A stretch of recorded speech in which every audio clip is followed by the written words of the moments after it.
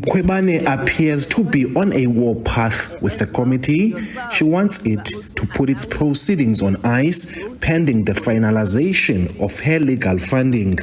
This after the Public Protector's Office stopped her legal funding. Mkhwebane also claims the evidence leader's participation in the proceedings in the absence of her legal representatives is unlawful, and that this was an attempt to do damage control following her testimony on the CR17 and SARS unit. Advocate Mkhwebane, I see you have raised your hand. I'm going to hear you out, but I just want to explain this is a committee meeting, and people who participate in it are members only. So I wouldn't want to entertain any other person except the members. It's a committee meeting. So I just want to indicate that I see you've raised your hand. I cannot take it. You'll have to find another way if you need to communicate with the chair. It is a committee meeting. I'm only allowing members to participate.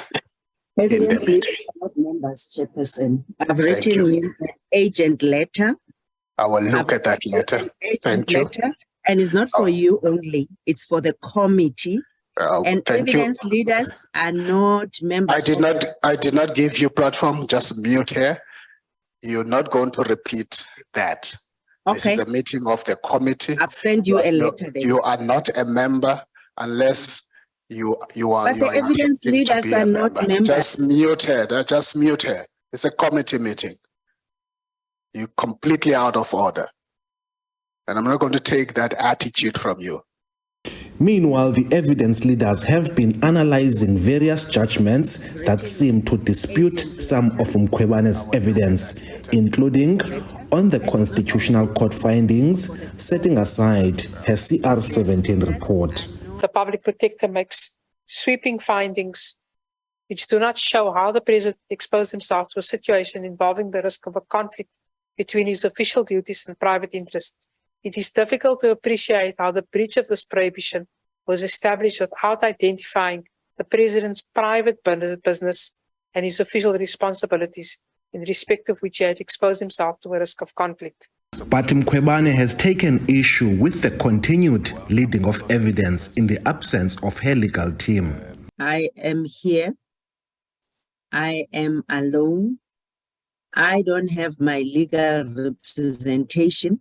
And Chairperson, as this committee, you are obliged to act according to what the Constitutional Court has said, firstly.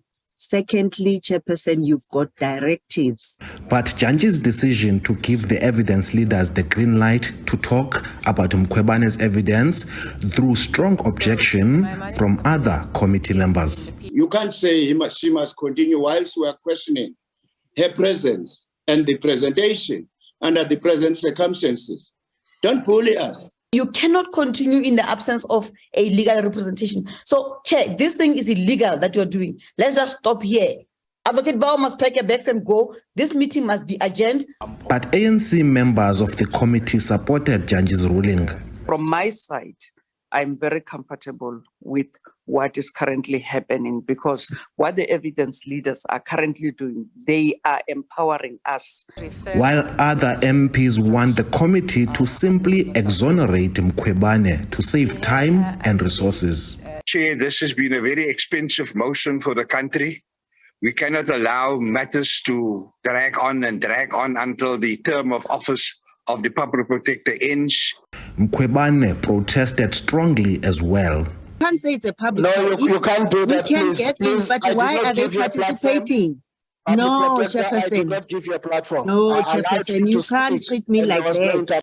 Mkhwebane also laid into the evidence leaders. This is illegal and unlawful and unethical, and possibly I'll exercise my right as well to lodge a complaint against the evidence leaders to the Legal Practice Council, because you cannot behave like this as evidence leaders. But this did not deter the evidence leaders from tearing into her evidence. Clearly, the public protector had no foundation in fact and in law to arrive at the finding that the president had involved himself in illegal activities sufficient to invoke a suspicion of money laundering.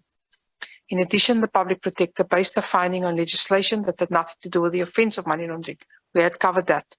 The conclusion is inescapable that in dealing with this issue, the public protector completely failed to properly analyze and understand the facts and evidence at her disposal. She also showed a complete lack of basic knowledge of the law and its application. Bawa also pointed out that President Cyril Ramaphosa was not given a chance to respond on the remedial action. When an individual is implicated during the course of an investigation, the public protector is obliged to afford such person an opportunity to respond to the implicating evidence. If the implication may be detrimental to that person, or if the finding adverse to him or her is anticipated. The committee will resume next Tuesday. Bulelani Phillip, SABC News, Parliament. That wouldn't have happened.